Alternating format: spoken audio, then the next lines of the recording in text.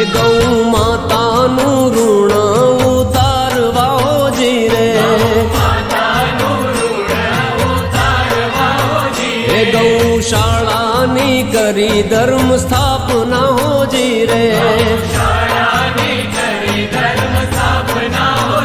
એ મહાપાત્ર શ્રી સેવામાં સોહાય છે હોજી રે, એ પ્રેમ ભાવે ગાયોની પૂજા થાય છે હોજી રે, એ કામ તેનું ના દર્શન થાય મોરી માં મનના